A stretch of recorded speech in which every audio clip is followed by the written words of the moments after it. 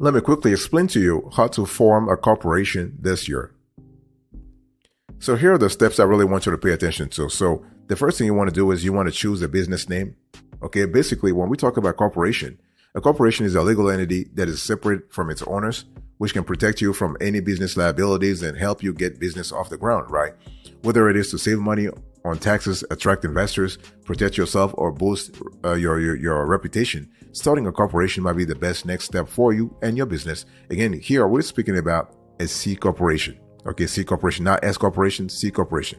First of all, choose a business name. So what is the business name thing? Well, the thing is that you need to select a business name that really is free of use. So in other words, you want to stay away from any copyright infringement lawsuit or whatever. So in most states, you will need to include a corporate designation or a word that identifies your business as a corporation.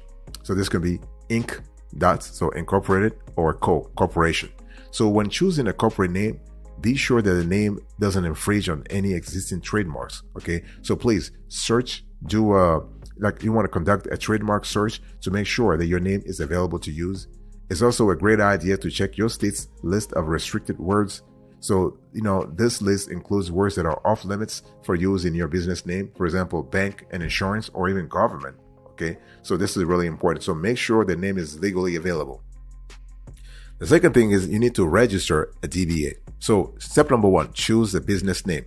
Step number 2, choose a doing business as. So if you want to do business under a name that is different from a corporate name you have chosen, you may need to register a fictitious name. This allows you to keep the identity of your corporation separate from your business name. This is kind of cool. And so a fictitious name may also be known as doing business as DBA, assumed name, trade name. So if you hear the terms trade name, assumed name, DBA, or like a fictitious name, those words are interchangeable. They mean the same thing. So depending on where you're located, the laws surrounding DBA names can vary. So be sure to check with your state Secretary of State office to ensure your DBA name meets all legal guidelines.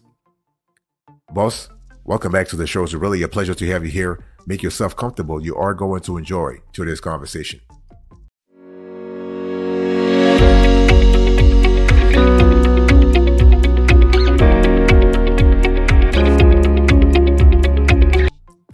The third thing you want to do here is to appoint directors. So when forming a corporation, you need to understand that the owners will often appoint directors, and those owners can appoint themselves and or others to be directors. So if you are a C corporation owner, you can become a director, not a problem. So the thing is that a director's responsibilities are not really that complicated. They include governing the corporation, managing the corporation's business and affairs, electing corporate officers. So we're talking about CEO, like chief executive officer, chief marketing officers, chief legal officers, all the chief, and also a corporate director's responsibility include attending corporate meetings.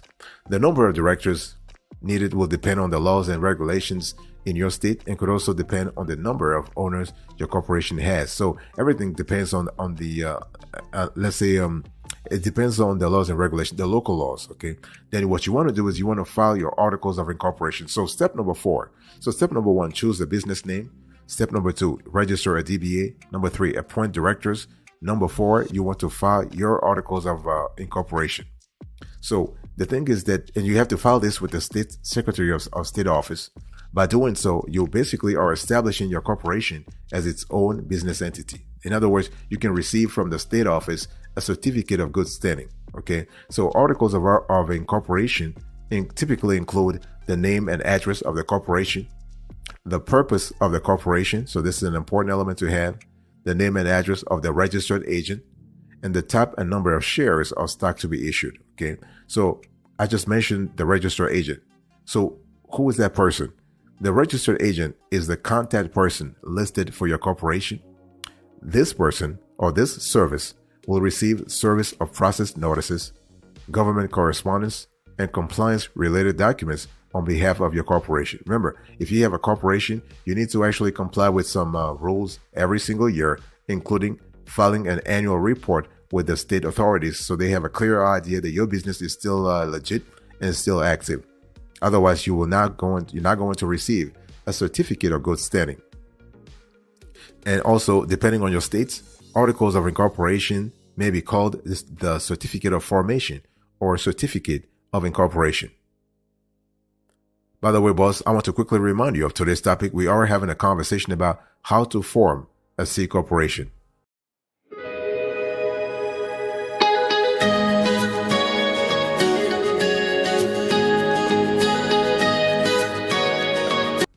Number 5, you want to write your corporate bylaws. When we talk about corporate bylaws, we're saying here that you need to add an extra layer of credibility and legality to your C corporation, to your corporation overall. Okay. So another important step is writing corporate bylaws. So bylaws are basically written rules that determine how your corporation will be governed. And corporate bylaws typically cover things like how many shares of stock your corporation can issue, how many directors are required, meetings, and record-keeping procedures. So this is really cool. And one thing I want to say here is that those bylaws are not required to be filed with the state, but it is an important element to actually have them because they can be quite essential in the incorporation process. It can be helpful to reach out for legal assistance when writing corporate bylaws to make sure nothing slips through the cracks. Now, you have a lot of templates online about corporate bylaws, so you can actually avail yourself of those templates. However, it's always important if you are unclear about certain things to reach out to a lawyer. Step number 6, you want to draft a shareholder agreement. So a shareholder agreement is really an important element because it is actually your passport, if you will, your passport for clarity, your passport to clarity. And a shareholder agreement will help protect the interest of any remaining shareholders in case certain events take place. And this agreement will be used in the event of an owner's death, if an owner transfers ownership of their shares. And again, here is another piece of documentation that is optional, but we always advise you to have it. It's kind of similar to the shareholder. It's kind of similar to corporate bylaws. Those are things that are not required by law, but you want to have them because in case something were to happen, you want to clarify things for everybody. Okay. So while optional, a shareholder agreement is a great document to have in an unexpected event. So if needed, a business attorney can help you draft this document. Again, this is one of those things where you want to have somebody who has expertise in the field to draft the documents for you. That way you are clear that everything is being taken care of in terms of all the elements that should go into a shareholder agreement.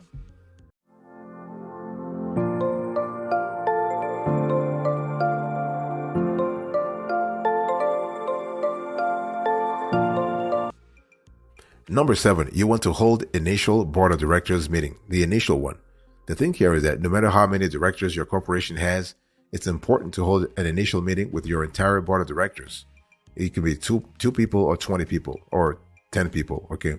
Without an initial meeting, the board might lack direction or clarification that enables them to make clear decisions about the corporation. And so the initial meeting is where everything is actually put on the table. Every discussion can be had. You can actually talk about things and in a very transparent manner. I mean, transparency should be your number one goal when you actually have a new corporation, because you want everybody to be on the same page anyway. So an initial board of directors meeting should cover things like adoption of corporate bylaws. So remember the bylaws that you wrote earlier and that you actually filed with the state authorities. Now you can actually submit those bylaws to the attention of the directors, and they will actually adopt it. And so you also have appointment of corporate officers. So corporate officers, I'm talking about everybody like chief executive officer, chief legal officer, chief marketing officer, chief human resources officer, all the kind of very high ranking staff members. And also you can actually cover during the initial board of directors, the initial board of directors meeting, you can cover the authorization to issue stock. Additionally, if you wish to elect S corporation status, you should also discuss this at the initial meeting and gain approval. Next thing you do here is to issue stock. In this kind of business structure, stock is issued to help finance the corporation. So after the board of directors has authorized the issuance of stock, you may begin issuing and distributing stock to investors. So when issuing stock, it's important though to record actually who purchased the shares, how many shares they bought, how much the shares cost, and when they bought the shares. So basically, stock is typically issued as a physical certificate or in the form of digital shares. So this is kind of important. Boss, I want to quickly remind you of today's topic. We are having a conversation about how to form a corporation in 11 steps.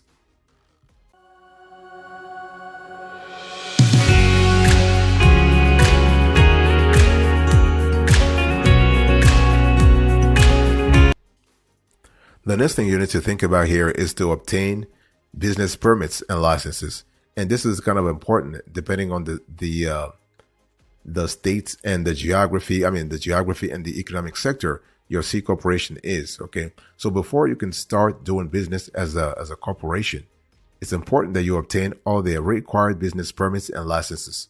And again, when we talk about business permits and licenses, we're talking about a diversity of geographies, because the permits and licenses required will depend on your city and county laws, on state government and federal laws, on your specific industry.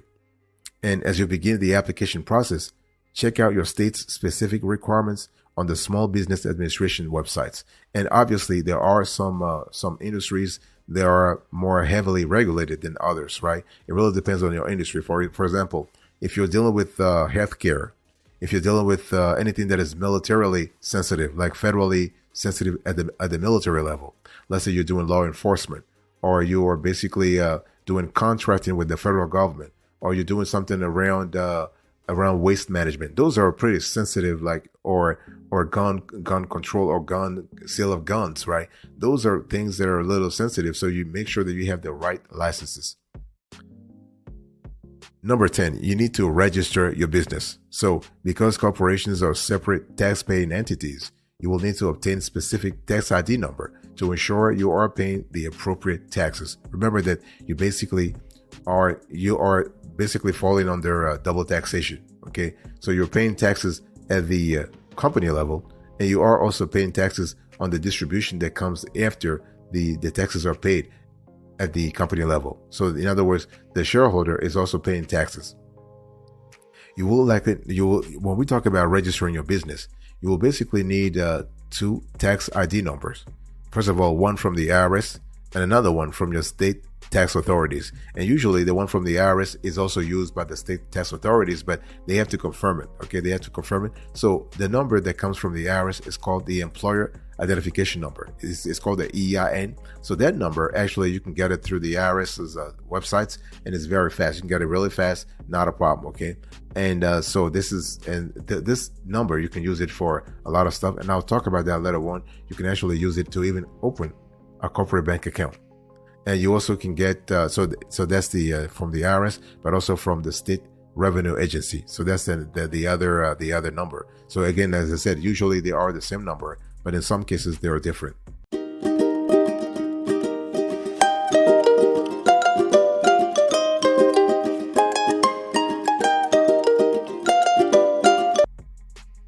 So the next thing, the 11th and formal and final step here is to open a corporate bank account.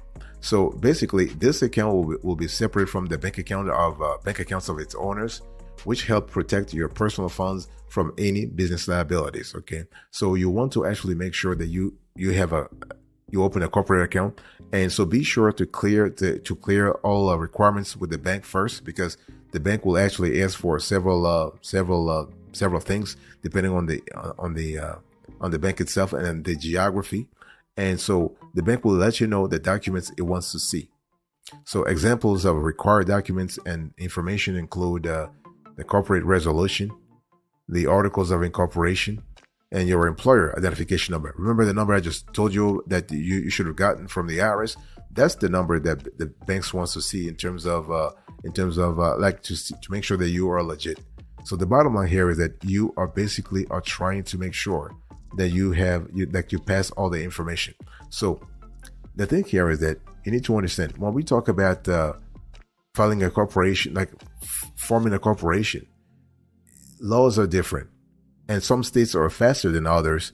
Okay, so the thing is that you have to go to your state's specific Department of State or corporation department to have a clear idea what they're asking you to have. So for example, there are some states that are more popular, like California is popular. You have Delaware, you have Florida, you have Missouri, you have Nebraska, for instance. Okay. And so you have New York, of course. New York, the regulations, the step-by-step is a little more, is a little stricter and than others. And so you also have Washington State. Now, Washington State is a little complicated. Not complicated, it's a little slower. So to incorporate in Washington, you must file the Washington initial report within 120 days of your incorporation date. You may also include this report with your articles of incorporation, and it takes time. It's just one of those things where you can't do anything. It just takes time. But overall, if you are not happy with your state laws when it comes to LLC, just file an LLC in another state, like Delaware, for instance, or Florida, or New Mexico, or Wyoming. So it really depends, and you are going to trust the formation process to a third party, and this will be an LLC service.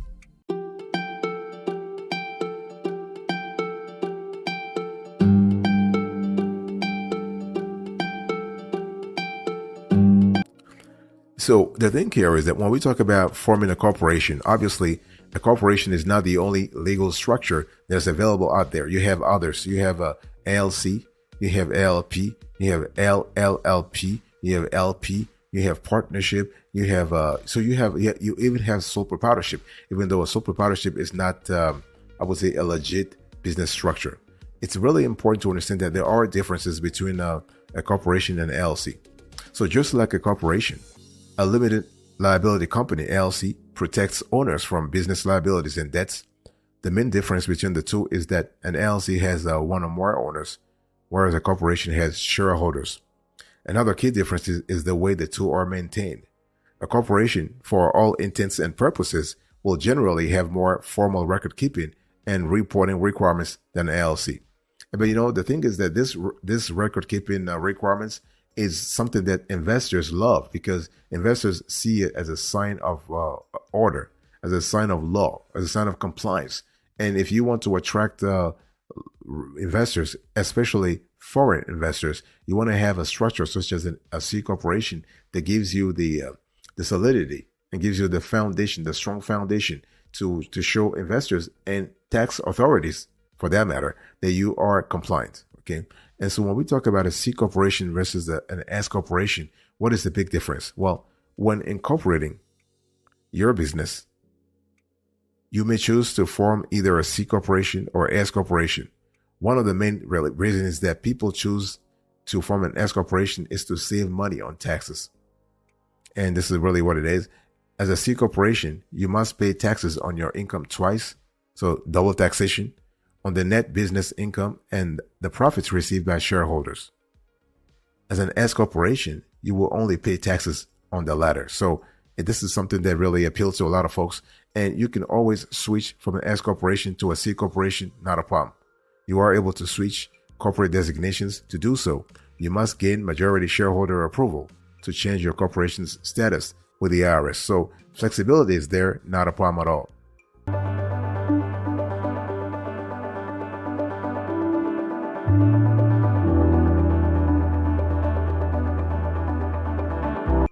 Thank you so much for your attention. I really appreciate it. So how do you actually form a corporation?